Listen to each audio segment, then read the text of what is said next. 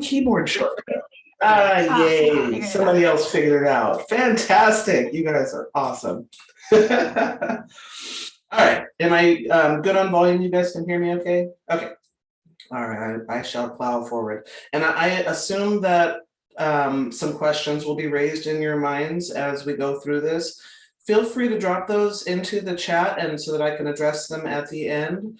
And we will definitely leave time for you to get some questions answered. So it's a lot. I apologize. It's kind of an info dump, but it's meant to give you a lot and a kind of high level overview. And I'm hoping that out of this, you pick 2 or 3 things that maybe resonate with you and feel doable within your organization at this time. Okay. I also want to apologize in advance if I say anything that causes you to feel an emotion you were not prepared to have. This is sometimes uncomfortable work, and I just wanted to invite you to sit in that discomfort a little bit in this safe space and think about where that discomfort might lead you. So my journey with community centric fundraising started with a blog called Nonprofit AF and Fearless, if you were wondering. And this guy riding the unicorn, Vu Le, is a fundraiser from the Pacific Northwest. And his blog is sort of a grumpy look at nonprofits, particularly from a fundraiser's perspective, but not only about fundraising, but a lot of things about crappy funding practices is a hashtag he uses a lot. Crappy hiring practices, right? Calling out some of the things that we do as nonprofits that really don't make any sense and we're really not even sure why we do them. So I began reading this blog and finding Monday morning inspiration in it a few years back. I think it was about 3 years. And unbeknownst to me, besides this blog, Vu was busy cooking up with a bunch of his friends a whole movement. And that turned into the community centric fundraising movement. So these fine folks got together, and after kind of, kibitzing amongst themselves or kvetching or whatever you want to call it, venting, they realized that they really had a lot of experiences in common in their fundraising journeys.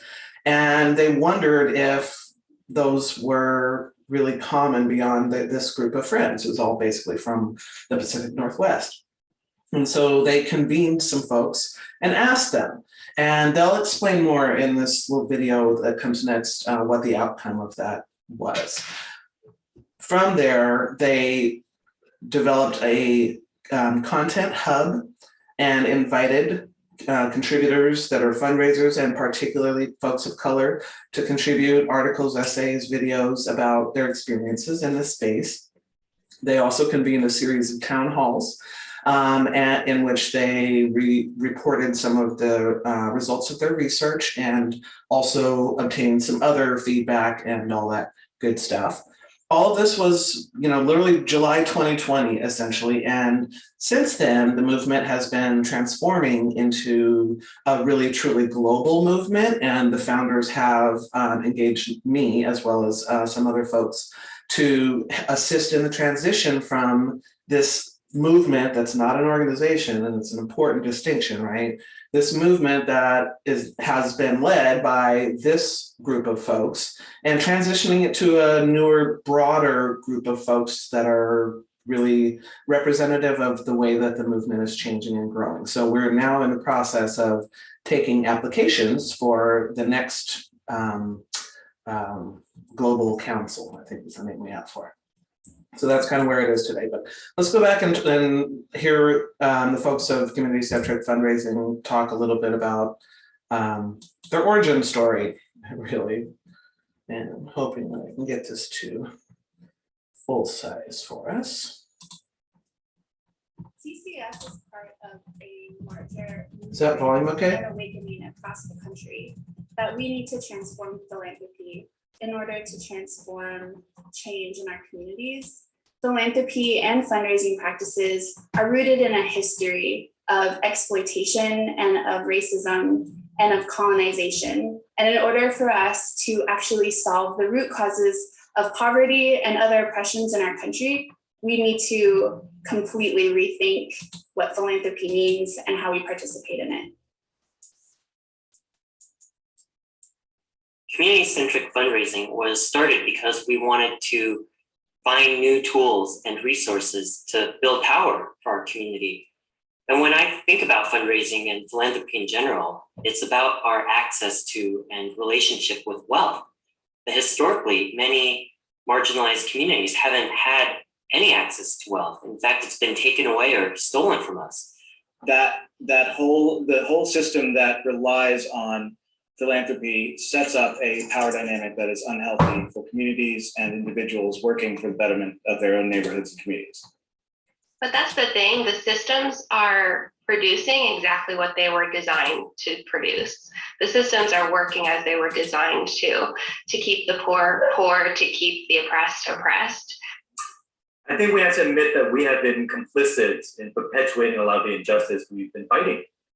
I mean, we've been telling people that it's okay, that they have a whole bunch of money and that they can just give it back. And then we tell them, hey, you're a great person for giving this money back. But that money has oftentimes been the result of slavery and colonization and other forms of injustice. And by just letting people, our donors, the majority of whom are white, feel really good about themselves, then we're perpetuating the things we're trying to fight. I think there's been a lot of people who, like, I add myself to this, who have like the best of intentions in this work, but we know that intention and impact are two very separate things, and that we've been doing this work for decades and nothing is changing. Unless we do something dramatically different, we're going to still be here talking about these things, talking about poverty and racism, xenophobia and ableism and all these things that are really holding people and holding communities down. And I think people are ready for a change. So that's why we need to tear down systems and rebuild new systems that work for everybody. We want to move into a world beyond nonprofits. We want to move into a world beyond philanthropy. We hope that wealth inequality doesn't exist so that we live in a world where wealthy donors and wealthy philanthropists are making decisions for poor communities and communities of color. So how do we move beyond this entire system, which includes philanthropy, donors, and nonprofits, that we know perpetuate a cycle of poverty and oppression in our communities?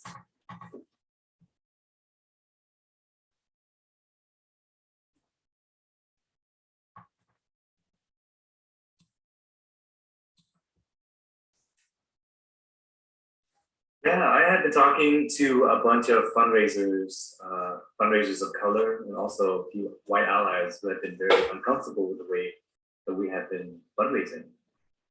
And I wrote about it and added some pictures of baby animals. And I think a few people were really riled up by this, because we have a really deeply ingrained model in our sector of censoring white donors, basically.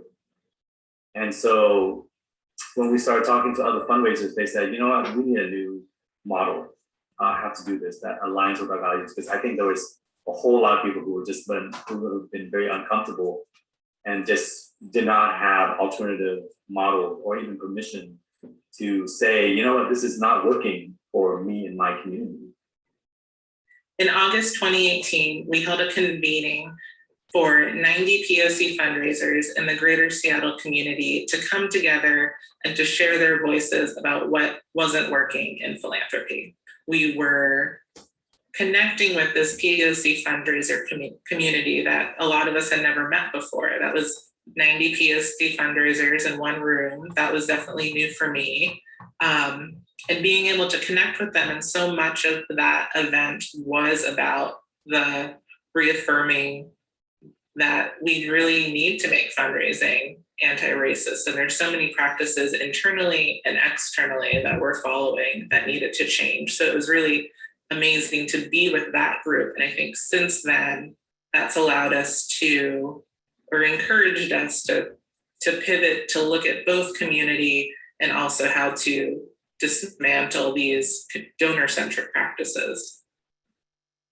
In May 2019, CCF decided to send a survey to understand what the perceptions of fundraising were in the local sector, but also nationally and even internationally.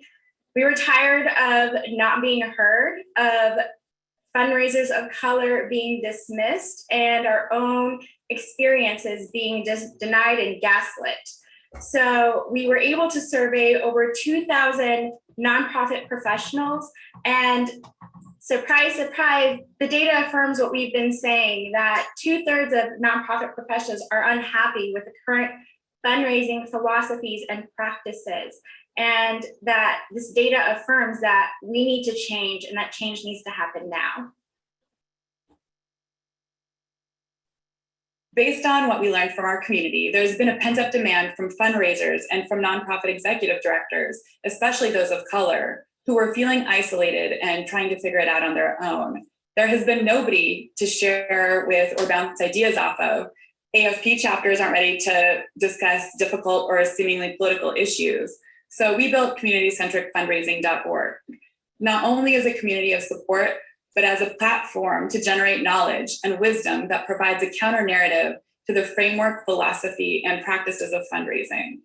There is little space for those of us who aren't part of the white dominant culture to challenge these conventions. This platform will also provide affirmation that the discomfort that people have had with the way things are done in our sector is completely valid. We really haven't had the language, permission, or community to talk about this before. We hope to act as a lab, that this space of sharing will include case studies and stories about what folks are trying and what's working, as well as failures, so that we can learn from each other. And we hope to connect folks who are pushing boundaries, creating chapters across the country or even across the world, and developing solutions that fit locally.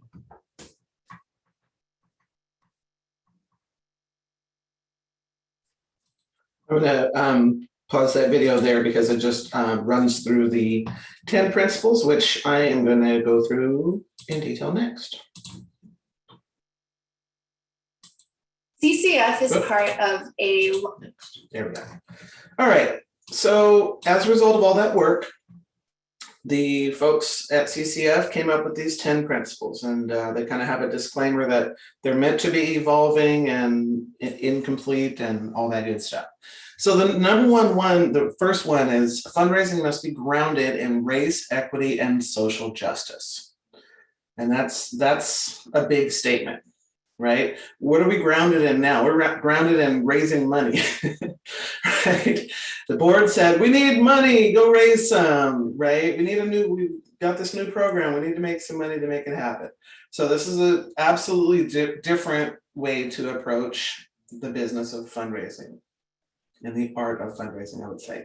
So what does it mean to ground your fundraising in race, equity, and social justice? It means, number one, you train your staff. You invest in staff training. You get your whole staff trained on anti-racism, systemic oppression, equity, wealth disparity, intersectionality. If somebody on your staff doesn't know what any of those words mean, there's your first opportunity, okay? And encourage your donors to think about those same topics, which is a lot harder, right? And a whole nother level than paying for one quick staff training, okay? Investing in fundraisers that come from the communities we serve.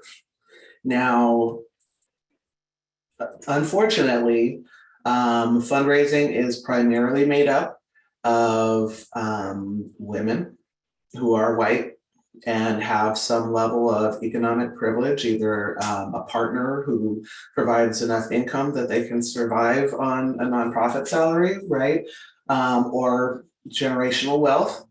And what that means is that, our fundraisers tend not to accurately reflect the communities we serve. They more accurately reflect the donors that are giving to us.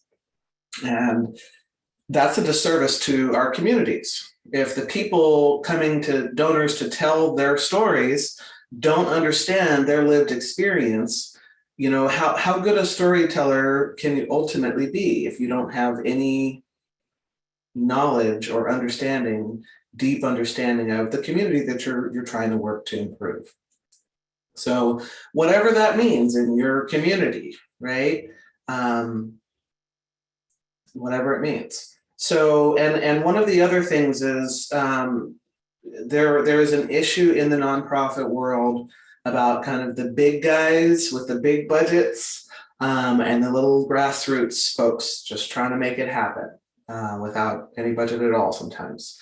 And so one of the ways that they explore this principle is that the big guys need to be careful about how they work with the little guys and sort of be careful to avoid being sort of an upside down umbrella that catches everything and then doesn't, disperse it to the folks down below. Number 2, individual organizational missions are not as important as the entire community. And that's a polite way of saying, nonprofits, get over yourselves. It's because no single one of our missions is more important than our entire community. It's obvious when you say it that way, but the way that we operate is mission forward, mission uber all, mission all day long. And we do that sometimes, and as we do that, our field of vision gets narrower and narrower, and we miss out on opportunities to partner, to collaborate, right? To lift each other up. One example of this is sort of trying to avoid a concept called the tragedy of the commons, where it was sort of a sociological experiment done, I think, in like the 1700s or something. But anyways, where you have a set amount of resources, say pasture grass for the sheep of the community, and if one farmer allows his sheep to overgraze all of the fields, there ends up not being enough for everyone, and then eventually everyone starves, right? So trying to avoid situations where we're benefiting or our individual mission is benefiting, but we're actually harming the greater community, if that kind of makes sense.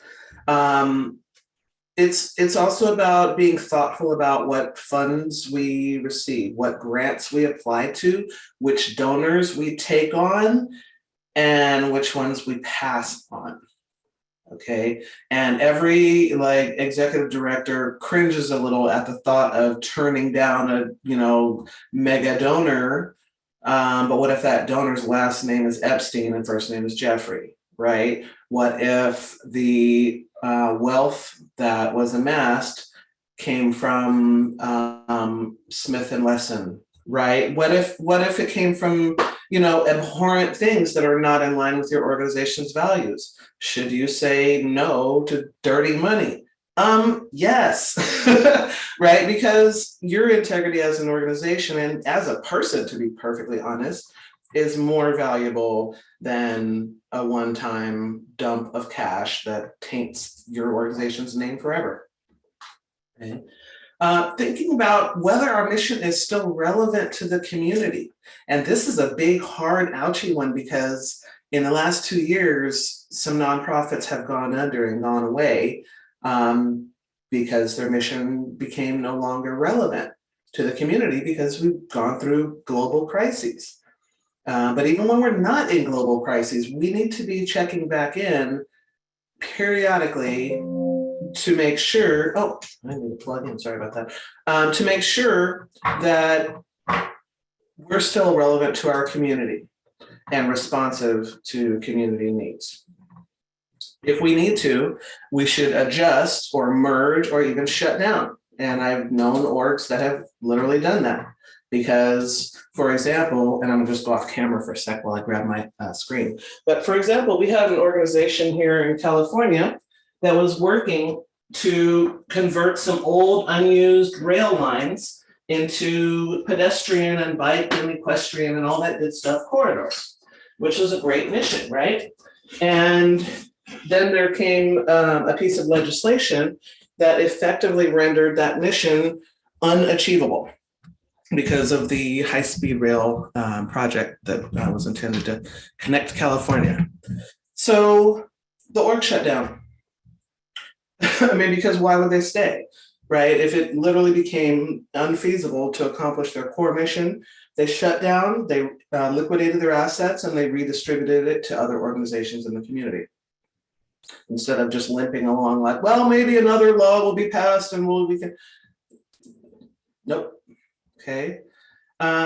Investing in our staff and our boards positioned in the sector to build bridges between organizations. And this is hard because we tend to hoard as nonprofits. We often operate from a sense of like scarcity mindset. And we don't want to share, we don't want to advance our staff because they might leave us. We don't want to make partnerships with other organizations because, oh, they might, right? And that kind of like fear and scarcity based mentality is, you know, rather obviously counterproductive. It's just not the way that we grow as communities. Which leads into really my favorite of the principles in a way. Nonprofits should be generous with and mutually supportive of one another, right? So collaborating with orgs whose missions are interconnected with ours, and supporting them to make sure they're also strong, okay? Sometimes it means, and I know people are gonna hate me for this one, but sometimes it might mean introducing our donors to other nonprofits. So for example, if I run a horse rescue organization and I have a donor that faithfully supports me and they just love horses and horses are the best thing ever, and I get to know the therapeutic horseback riding program in my town and realize that they periodically need some older horses and that, you know, are good for kids, whatever, right? And I know my donor loves horses. And then she shares with me while we're having a donor engagement chat that her granddaughter has a special need and you know would like to have horse therapy or whatever. Okay, at that point you go, hey, did you know about this other organization that might benefit your family? And hey, come with me to their gala dinner that they have. I always try to go to their dinner to support them. You want to come down with me? It's a great organization. I'll introduce you to their director, right? That's generosity. That's not hoarding. And so it's different from like, oh, hey, other executive director, I'm going to give you this confidential list of names. Obviously, that's not what I'm suggesting, right? But you can share, you know, with consent on both sides. And that's the generous thing to do. That's the thing that makes all of us rise. Sharing grant opportunities. Hey, executive director, buddy, I just came across this grant. This big pile of money. It doesn't really fit any of my programs, but I noticed it aligned with that new program of yours that you advertised on social media. Here you go, buddy. Quick forward in an email. Didn't hurt you, didn't take you any extra time out of your life, but built a bridge, right? Made an opportunity available to somebody that can use it. Giving credit to other nonprofits publicly, like praising each other, amplifying each other's efforts where we can. Again, like zero effort for you to like, forward, share as your organization, another organization that's doing something really cool and noteworthy. Collaborate, supporting each other during our events. I suggest you take your whole staff and invite them to volunteer with you at your partner org or even your competitor org's fundraising dinner. All right, you're gonna this part of the staff, you guys are gonna help run their silent auction, and you guys over there, you'll be the bar, and you two can help with setup and takedown. Right? Now that org knows they don't have to go around chasing teenagers down to help with their event. They've got trusted adults, and you've just built a bridge between your organizations. And a core memory for your staff because it's really fun to volunteer as a group at an event, right? So it's about collaborating and sharing our resources, our ideas, best practices. If you're an ED of an org, join an ED group where you can get together, be in a group like this, right? Things like this are a great example of being mutually generous and offering each other our time, our talent, even our treasure. You guys have a scholarship program, and all of that is to the good. I like this one a lot too, as a former volunteer coordinator. All who engage in strengthening the community are equally valued. Volunteer, staff, donor, board member, equally valued. Think about that for a minute. Think about the nice thing that you did for a donor recently to acknowledge their support. When was the last time you did something like that for your volunteers or your staff? Our staff, we literally cannot do it without them, and therefore we have to compensate them properly. Number one, number two, number three, number four, and number five is we need to pay them better, right? Invest in their growth, give them opportunities, and appreciate them just as much as we do donors. I once had a boss who would just randomly every now and then write a tiny little note of acknowledgement or support or happiness and just put it on the windshield of staff members' cars. Hey, notice you've been really working hard lately. Sure appreciate everything you do for us. XOXO. Super easy. Boards. And I think we, in general, are pretty good about appreciating our boards. Love them, hate them. We have to live with them. But it's really important to not just appreciate, but like appropriately utilize our board members, because the best way you can appreciate somebody who came to you with a giving heart and is trying to help is to accept their help or elevate their status or give them opportunities to discover new ways they can use their talent and passions to support your mission, right? So sometimes we can get complacent, especially if we have sort of long-standing boards. We think, oh, goodness gracious, another board meeting. Gotta go and like deal with the one that never pays attention, and remember that the one that never shows up isn't going to show up, and the one that does show up and talks too long is going to be there, and like all of that stuff, right? But we often, our boards are underutilized or improperly utilized volunteers, because, and again, they are volunteers, right? Just high level volunteers trying to do their best from their place that they're in to support the mission as much as they can. And then the other thing is our volunteers. I cannot tell you how many times I have painfully watched volunteers be turned away, disrespected, ignored, taken for granted, demeaned even, every single time as the person who was recruiting and training and trying to keep those volunteers, broke my little heart every single time. And that's a culture problem if you have volunteers that are being handled in that way. Take a look at your volunteer retention numbers. If you're a program that relies on volunteers, how many of them are coming through a revolving door, and why? Are we communicating with them in the right way?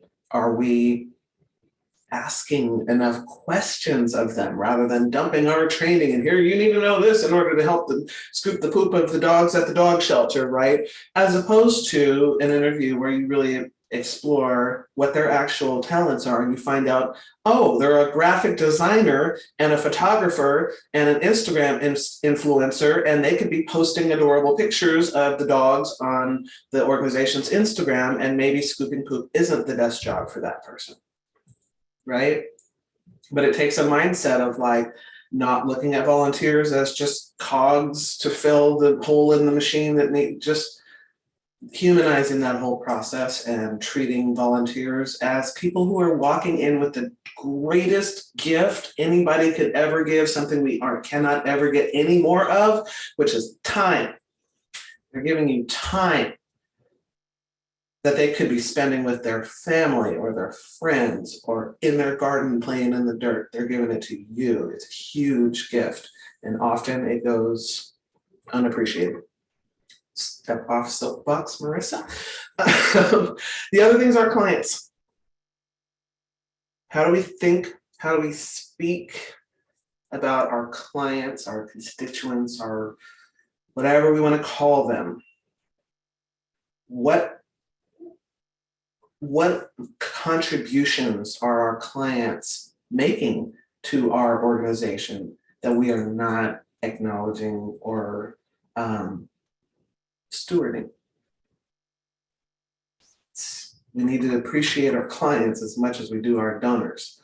I mean, it'd be nice to have a big, huge budget, but if you have nobody to serve, time equals money, right? Time is equally valued as money in a community-centric organization. So that means people that are giving us their time, their talent, and their connections to communities that are marginalized.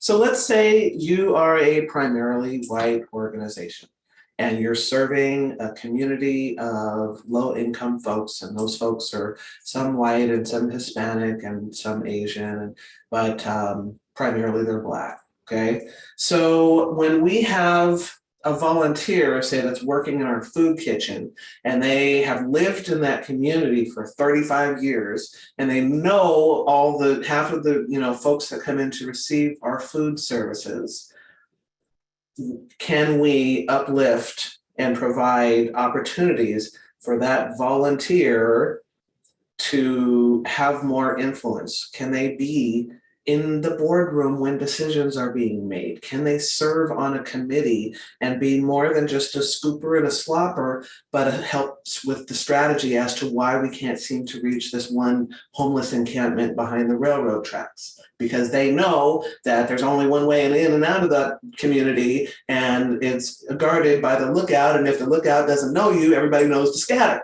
But she has that connection to the community. We as the org, we don't know. Right? So appreciate the gifts that people give, whatever form they take. And especially when we're dealing with folks that may not have, a lot of cash to give, right? We're not necessarily going to make an ask of that volunteer, but treating their gift of time as significantly as we treat someone who's very wealthy and drops a little coin on us to lower their tax bill, right? And gets showers of love and affection from us, whereas volunteer gets a pat on the back and a cookie at the annual party. Okay, is that equitable? Maybe not. And our staff, again, looking at who is working so hard on those other duties as assigned, as we like to say, that they have missed their kids' last 3 school functions, right? And are 3/4 of the way into burnout.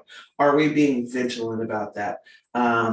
Are they the one that comes early for every fundraiser and you see them there the day after doing the cleanup and everybody else is on their heels resting, right? You're going to lose that team member, pretty much guaranteed eventually, right? So just acknowledging, recognizing, giving them some comp time or something. Hey, Marina, I noticed you really, really pulled out all the extra stops this past weekend at our annual dinner. Go take the next 3 days off. I don't even worry about it. It's like, it's on me, right? That's how you keep people.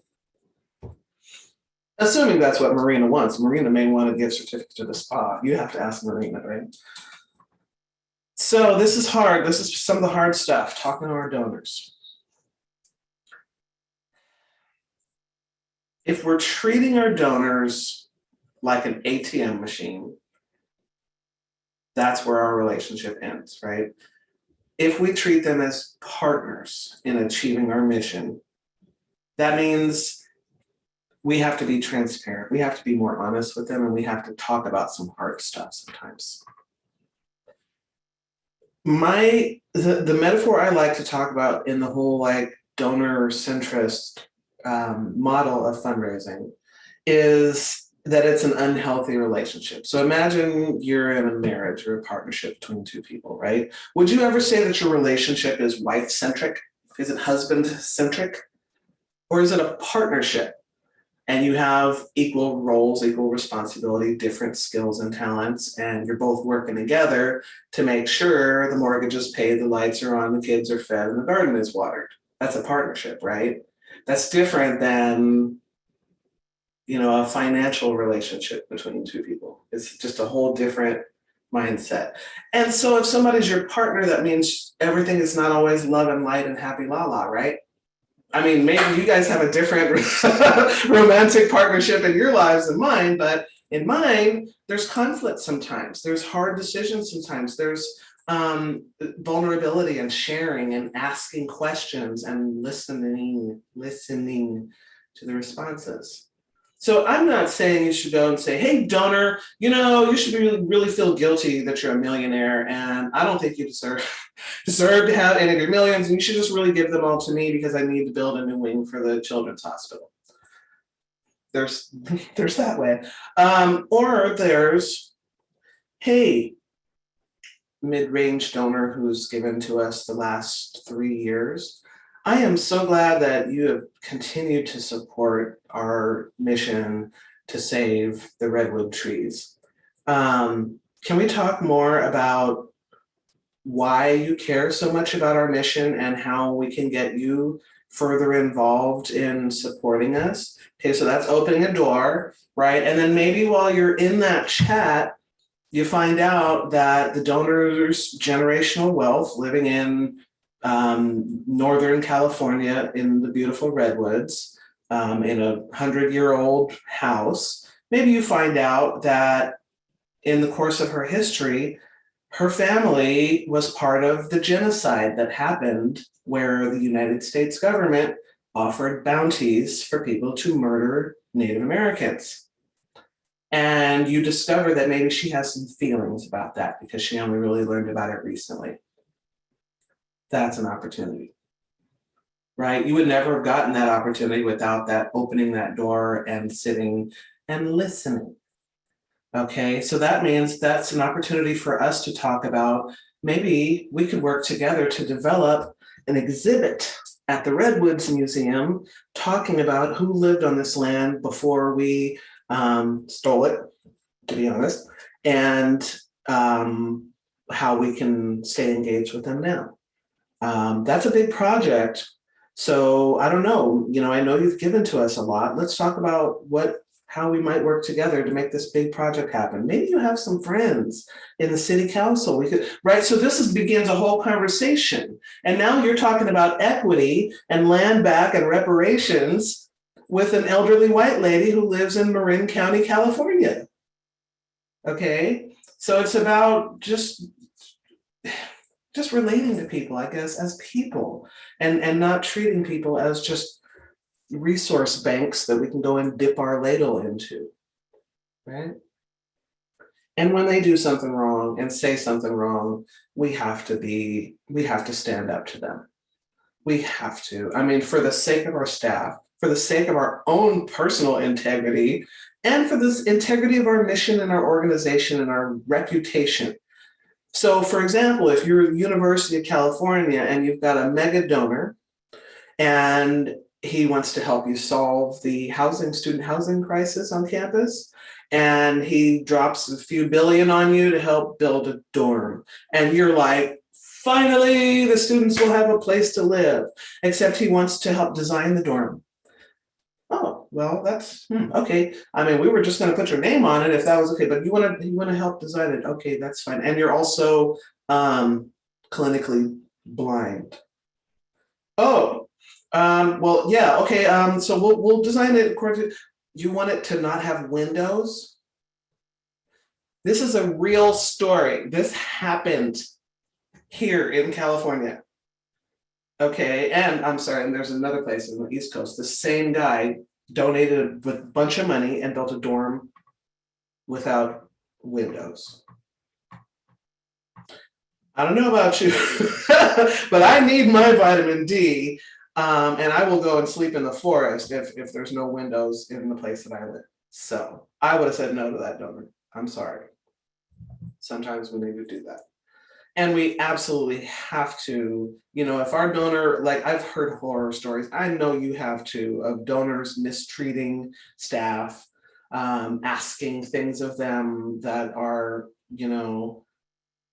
questionable at best or absolutely abhorrent, like just awful stuff. As directors of development, as executive directors, as board presidents, as whatever role, if you are in a position of power at all, put a stop to that nonsense. It's unacceptable, just unacceptable. And it does not stop if you accommodate them, it gets worse, right? We know this about us human beings. If you accommodate our bad behavior, we repeat it, especially if there's no consequences. And then what about fostering a sense of belonging and not othering? And I think, I know that we are often guilty of the othering, right? So, for example, when we're talking with our community members about, for example, helping us with our fundraising efforts by sharing their stories, because we know stories are a really effective way at getting people to take action, right? Being thoughtful about how we ask them whether we're obtaining not just consent, but informed, ongoing consent. So if you have a recipient of services who has agreed to let their story be shown in the newsletter mail that you send out once a month, and they're okay with that and they're fine, and you publish the story and people are gaga over it and send you checks in envelopes because you shared such a beautiful story of impact and why your mission is so great, right? And you're like, man, that was a fantastic success. Hey, let's also put it on the website and social media. Except you didn't know that your story giver wasn't okay with that level of sharing, because you just asked about the newsletter and she was like, oh, anything to help the children's hospital, we're so grateful, right? But she didn't know it was going to be made into an Instagram reel and that like her family's suffering was going to be highlighted in that way on that platform. That's not informed ongoing consent, okay? We also need to be really careful about the imagery we're using and the gaze we're coming from when we're choosing our pictures, when we're choosing our stock images. Does your stock image reflect your mental picture of your community or your actual community, right? What you think is a cute kid that stands for, that you can use as a proxy because you serve abused children and you can't show their faces, what you think is a cute kid may not look anything like the actual kids that you're serving and may elicit a whole different emotional response in your audience than if you really thoughtfully chose, I don't want a cute kid, I want a kid that really represents our community, which in this case is Hispanic kids in this particular county. And so maybe I need to not put this little blonde-haired, blue-eyed girl as a cute kid, and I need to put this brown-haired, brown-eyed boy as it, right? So checking yourself. When you're doing all these comms, all this, we have so many channels to communicate on, it's exhausting to just list them all. I know, trust me. But putting that thought in before you publish that one image on 12 channels, thinking about it, talking to your story donor, as I like to call them, because to me, a story is a major gift to a person. They're giving it at risk to their own emotional health and well-being, or their own, sense of pride. Oh, I don't want anyone to know that I received these services because I think they're only for poor people or whatever, right? So just really thinking about how we ask, how we continue to ensure consent, how we ensure that we're accurately representing our community without stereotyping, and trying to avoid like condensing things down in ways that are convenient for us, but not really representative of what we're doing. Now, here's an example for that. So and with the best of intentions, like we always have. So our community foundation runs a giving day, and they changed to a new platform that was handling donations, and they changed in that process one of the questions that they asked about the orgs in their vetting process, and the question was about who you serve. And before, there was this horribly complicated matrix of like 37 different possible demographics, and it was clunky, but it was inclusive. And the new session had like 7. And one of them was BIPOC. And if you're not familiar with that acronym, it's Black, Indigenous, or people of color. And it has become popular as just a shortening of, you know, all these different identities. Well, the organization doesn't serve BIPOC. It's the National Organization of Black Women. And in the previous matrix, they could find we serve women and we serve Black people. And that's it. Like, that's who they serve. They don't, it's not a Hispanic organization. It's not for Native Americans. It's literally a group for Black women. And BIPOC didn't accurately describe them. So in the process of trying to make information gathering shorter or easier, more efficient, not 37 things in a grid that you check, they messed up because orgs didn't see themselves represented. So it's just that, like, it's double checking, right? Are we really being inclusive, or are we just operating from our own implicit biases, right? Which is easy for us to do because it's a shortcut for how we navigate all this information coming into our brains all the time. And then talking about we language. And it's hard because it's hard to distinguish, unless you're careful about it, between we, the organization, are giving this program to the community, as opposed to together, you and I, we can solve the problem of hunger in Appalachia, right? So it's using a really careful we that includes the donor and includes the community. And it like, rather than this, you are the donor and you are the king of the world and you, the donor, are the best person in the whole world. We love you. Switching to, we can fix this problem together. We, with your help, raised $100,000 in our campaign, and we think we can get to our goal of 150, right? Like, again, think about your language. And then, so there's this, what I call the it ain't charity. Recognizing that the food bank in my community helps me, even though I don't go and utilize their services. It helps me because it takes hungry people off of the streets of my community. The library helps me. I don't go to the library, I should, but I'm just too busy. But it helps me, it's part of my community, right? It's not charity, the library isn't charity. The museum isn't charity. The symphony isn't charity. None of it is charity, it's community, it's all of us. The symphony benefits me. I live here, right? I am here. My children are here. My community is here. And anything that benefits that is part of me. It's not, I have done so well in my life that I must now bestow some of my goodness upon my community because now I'm a board member and I'm a donor and I will give my goodness down to the, no, you're not. You're a mom. You're you're somebody's underling in your other life. Like, you know what I mean? Your wife just nagged at you because you didn't put the trash out. Like, get over yourself. You're part of our community, just like me, next door neighbor. By the way, I have some extra carrots and my chickens laid a lot this month. Do you want to, I have some extra, do you want some?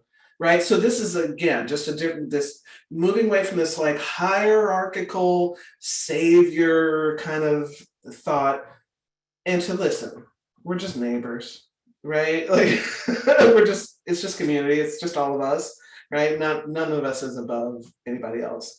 And the work that I do out of love and love for humanity, as in philanthropy, right, is not because I need to elevate my own status and puff up my own chest. It's because the trash needs to be taken out every week, and there needs to be a new art show at the museum. It's all of us. So that's, and again, when you look at that, you know, looking at your donors to see how is your work that supports our museum benefiting your family. Oh, your granddaughter had her birthday party here. Wasn't that lovely? It's so wonderful that we can bring this absolutely great arts education to every kid in the city. By the way, were you going to double that annual gift? Sure you were. Yeah, right? So, holistic and transformation, not transactional, again. This also means being transparent and being way more honest about how we're spending our nonprofit money and why that's important.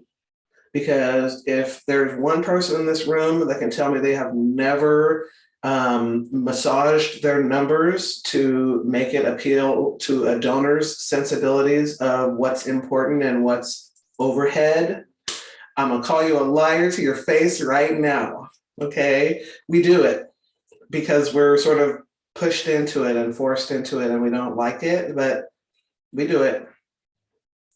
Can we just stop already? Like, can we stop for real? They have to know that it takes people to run a program, right? People, hours of people time costs money, and that's what your grant is going to. And I'm not gonna say that we only have 7% overhead.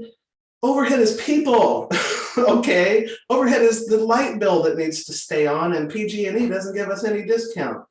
And if we could just stop being so vague and opaque about that kind of stuff, if all of us did that, funders have to accept it, okay? We're all underpaid. Everybody in this sector, except for the very heads of maybe 10 organizations, is comically underpaid as a profession. Right? We're talented professionals. We do the work because we love it and we come from a heart center and we're underpaid. And that needs to change, and it won't as long as we keep deflating our overhead numbers. So let's just be honest about it. And reporting holistically, like thinking differently about the ways that we report our impact. And encouraging funders, having relationships with funders, again, rather than transactional. All right, Mr. Foundation, cough up our $10,000 that you give us every year. No, how about, you know, oh, Anita, it's so good to see you again. It's time for our annual coffee to talk about how your foundation still aligns with our goals, and let you know about how we want to hire a couple new staff people to start these great new programs we're going. How's Tuesday? Right? So because it affects everybody. When we've got this sort of guide star mentality about like, oh, it hurts all of us. It just does. So it's time to stop it. And the funders are starting to realize it. I'm in conversations with foundations all the time. They're starting to move towards a more trust-based model, which is extremely exciting. But we have to do our part too. And in those relationships and those conversations, be more honest about it. And not just lie to them and hope they'll write a fat check. And recognizing that healing and liberation requires a commitment to economic justice, right? And this is a big, hard, hairy, gnarly one. Like when realizing that, many of the problems that we are purporting to solve have been directly caused by our capitalist economic system. And, if you start reading Carnegie, you'll realize, as Chrissy said, it's working as designed. And we have to find ways to just pick at that and find, try and carry around, in the words of Bob Marley, a small axe so that we can hack away at the big tree. So those are the principles, and I want to go into some action and a few examples of things that I've seen that give me hope. First, I want to just introduce a few allied movements that you may want to consider in your journey doing some research. The Decolonizing Wealth Project is the brainchild of Edgar Villanueva, who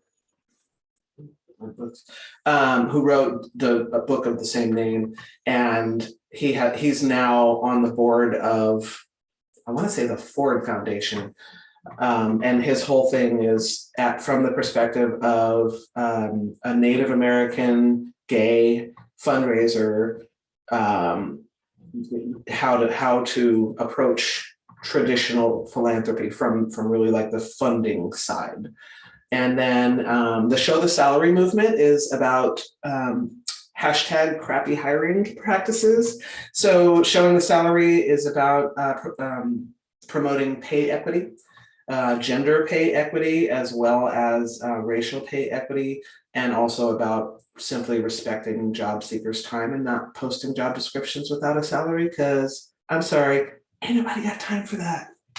It's just not a cute look. The Ethical Rainmaker is one of 2 podcasts that I listen to, one being the one that I promote, I create, and I only listen to it because I have to make sure it's good enough quality, because I can't stand listening to my own voice. But the other one is Michelle Shireen Muri, my mentor and friend, and her podcast is just gorgeous, and it's something that is really thought-provoking, very beautifully produced, and her voice is lovely. And it's all about fundraising and different perspectives we can take on it. She is an incredibly bright and very quirky and very entertaining person. So listen to Michelle's podcast, you must.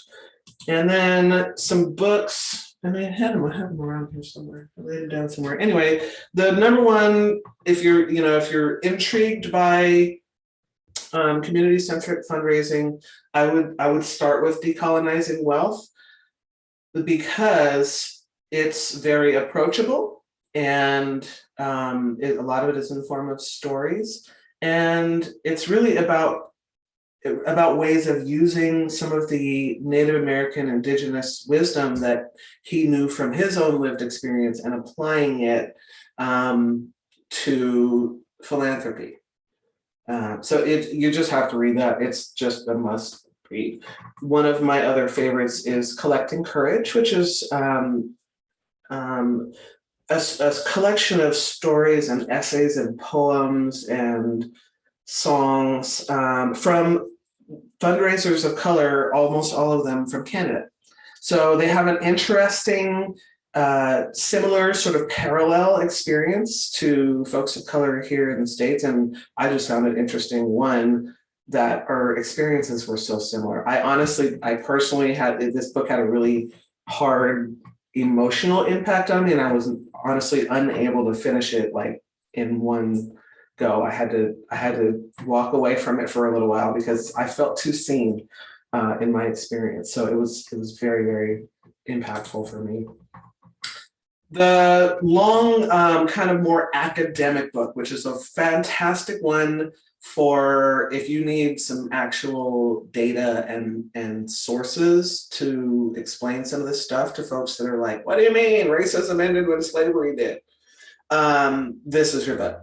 Okay, so the revolution will not be funded beyond the nonprofit industrial complex. And the too long don't read, short version of it is, wealthy capitalists extract money out of labor and other resources, divert it out of public funds by avoiding taxes, to hoard in foundations, and then control the disbursement of it through vehicles like donor advised funds. Okay, and then but it goes into all the reasons why that statement is true.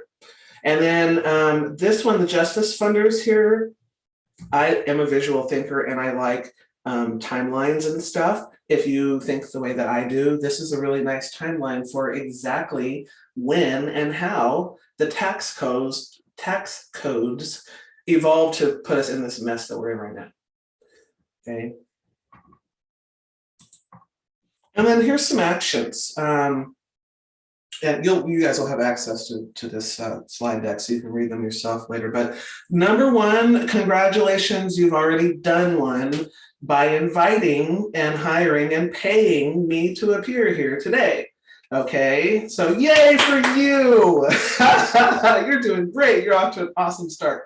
Pay a Black woman, right? Hire a trans person, invite a Native American person to speak, right? Elevate, give folks a platform. And honestly, one of the best things that you can do, and this is a quote from the Ethical Rainmaker podcast, know when to step into your power and when to step out of the way. Give somebody the stage. So again, this is what you do. You've done it. You're on your way. Keep doing it. Do more of that. If you're hiring, show the salary. Don't require a degree if it doesn't really actually need one. Okay? You can't find folks of color to work at your org. Show the salary and don't require a degree, and you'll have twice as many applicants immediately. Then you start adding on things like work flexibility and all that good stuff. You get more women, you get, right? So open those doors. Check your language before you publish stuff. Are you othering? If you have a person of color on your development team and they're writing articles for you, are you policing their tone so that it sounds more approachable to donors, or are you allowing them their own voice? Check out that performative DEI statement you made a year ago and look at it and revisit it. What's happened since then? Your DEI committee met twice and realized it had no enforcement teeth and stopped bothering. Yeah, let's revisit that. Let's change that, right? Sit down with your beneficiary or constituent or whatever, just like you would a major donor before you use their story. Okay, get that informed, ongoing, enthusiastic consent. Okay. Think about creating space in your decision-making areas for your volunteers or your program recipients. And I don't mean just a place to say hi, I mean a seat, a decision-making seat on a committee, right? It's also a way to further their engagement with your organization and deepen the relationship that you have with them. And you may be really surprised by some of the feedback and some of the ideas you get from those kinds of folks. Partner up with orgs, right? Find somebody that's doing really similar work to yours and stop duplicating the wheel, right? Like, let's not keep reinventing the same wheel. Let's work together. Oh, we have these resources. We could do your back end for you, and we can work together to create this program, and we'll call it this and such. And the funders will love it because it shows collaboration. Yay, right? So all of those are community-centric actions.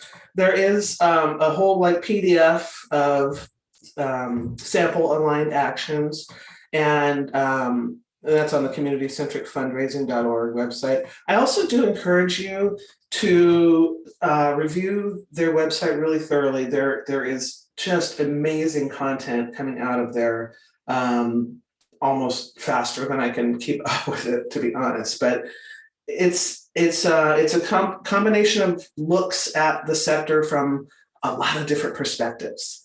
And it's not just about fundraising at all. A lot of it is about hiring. Some of it is about data, just lots of stuff. So communitycentricfundraising.org, most of the content from here you can find right on that site, including the list of aligned actions. And the other thing that I would offer is there is a very, very active Slack board for community-centric fundraising, and it even has local chapters that sometimes will meet or workshop ideas. I'm in development right now for a monthly meeting community of practice sort of model where folks can get together and bring language they need editing or problems they can't solve or sounding board or ideas or that sort of thing.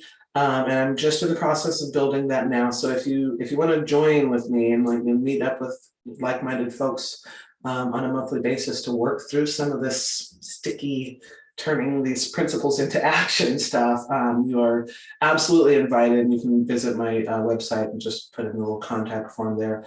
At the moment, I'm thinking of starting it in June after I tearfully send off my firstborn baby to college.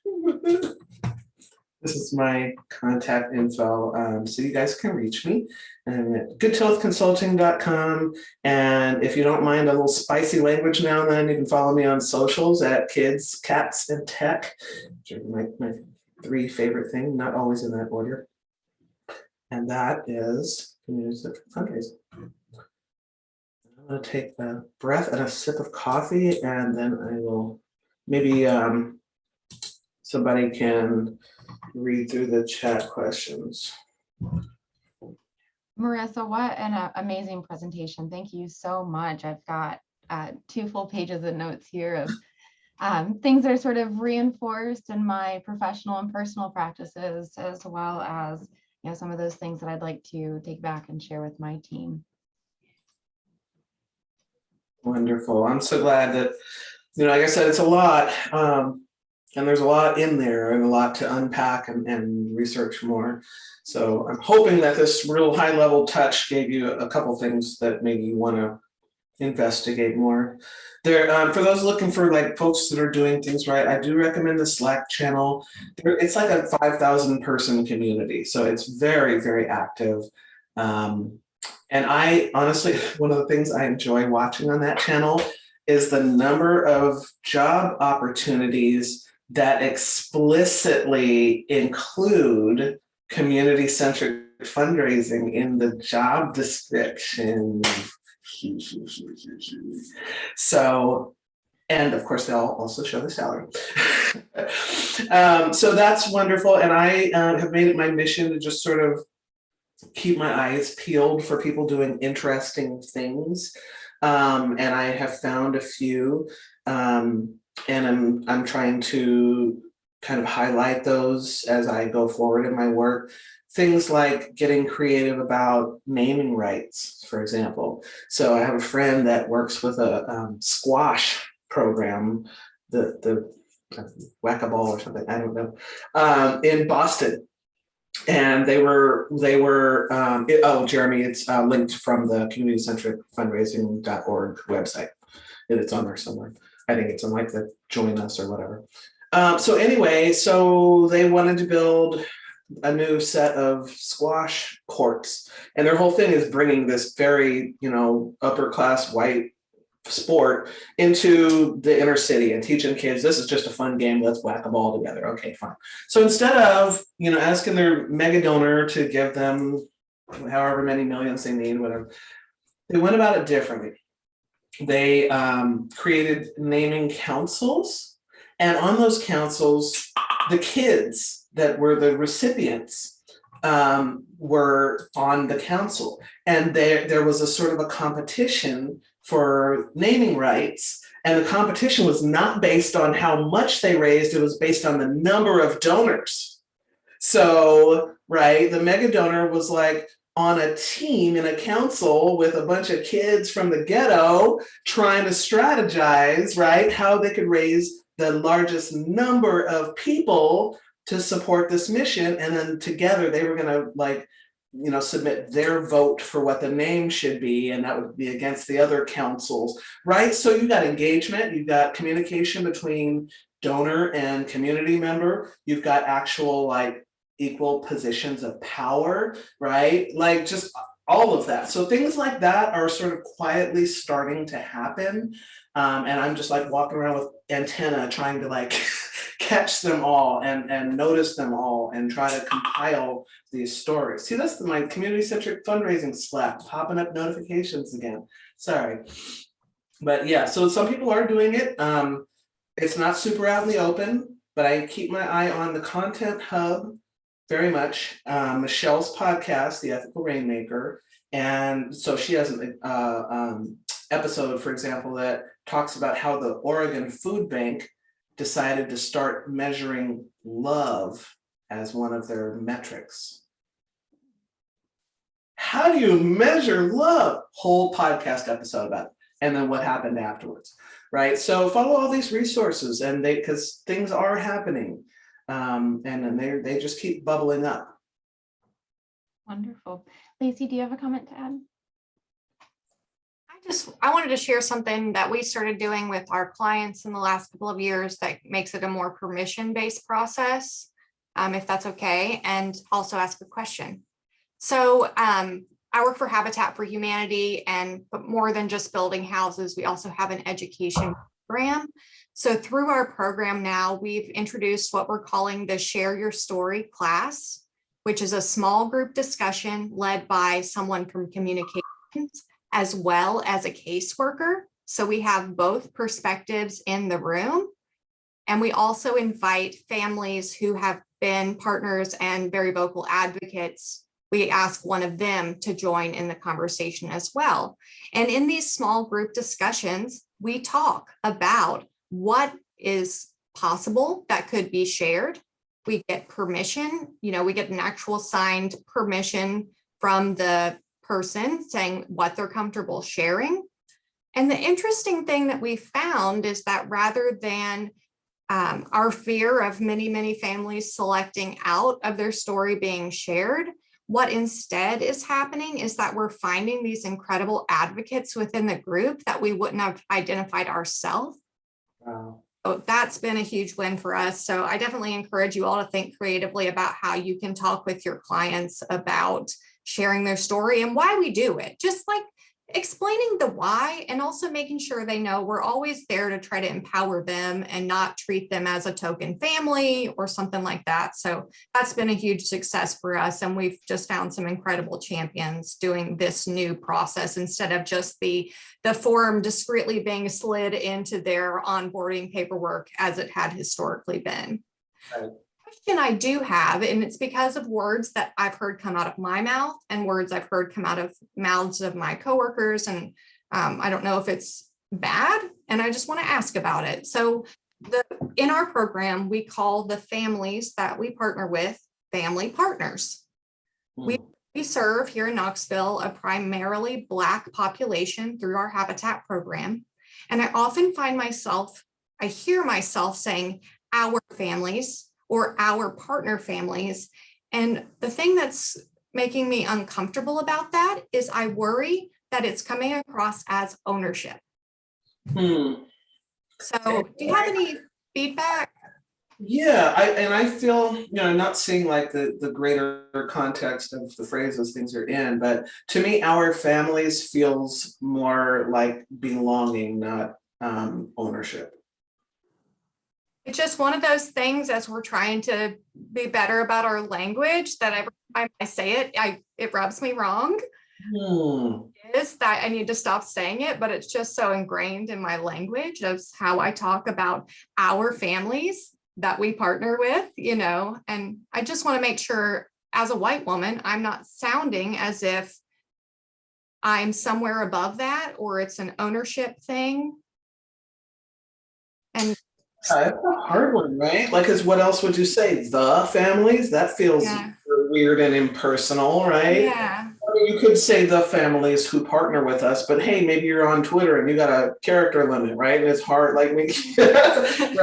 So it's tough. Like, I don't have an easy answer with that for that one, except that I don't find our families at all like off-putting, but I'm also not saying the 2 words before and the 2 words after, right?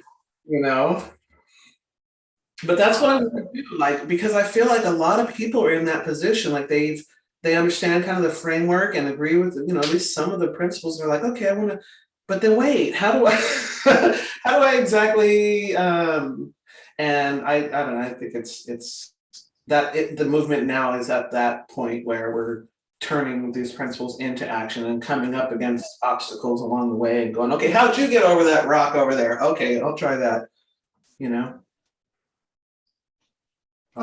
Lacey, that sounds like something, I love to continue discussing as a chapter and with our different idea initiatives and, especially over the next year or several years as well, see how language evolves because it does. And especially with some of the major advancements we've seen in our communities and our society and our culture.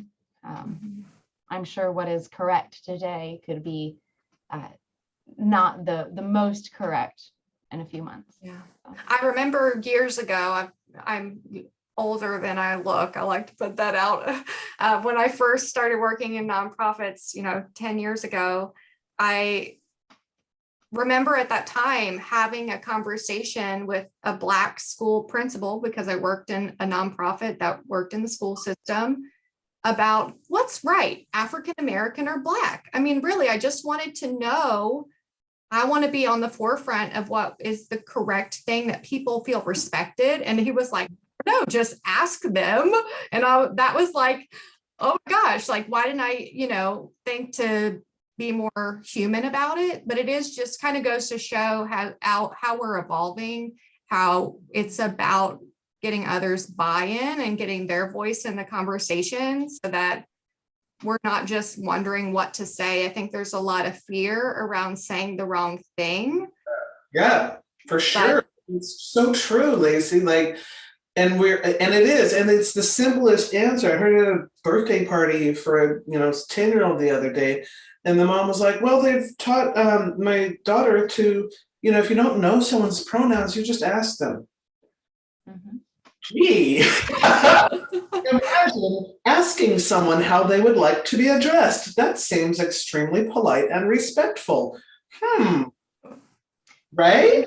That comes back. The very first thing I wrote down in my list of notes was, who's making decisions for poor communities and communities of color, in any of these marginalized groups, who's to say what's right other than the specific person you're having the conversation with? Absolutely. So, well, now that we've solved all the world's problems, I'll take my leave. This was super, super fun. I really, really appreciate the opportunity to chat with you guys, and love to continue conversation. And if you just want to bounce some language off me or something, happy to respond to an email or whatever. Thank you so much, Thank you, Marissa. Megan. My absolute delight. I hope you guys enjoy the rest of your afternoon. You as well. Bye. Bye. Thank you.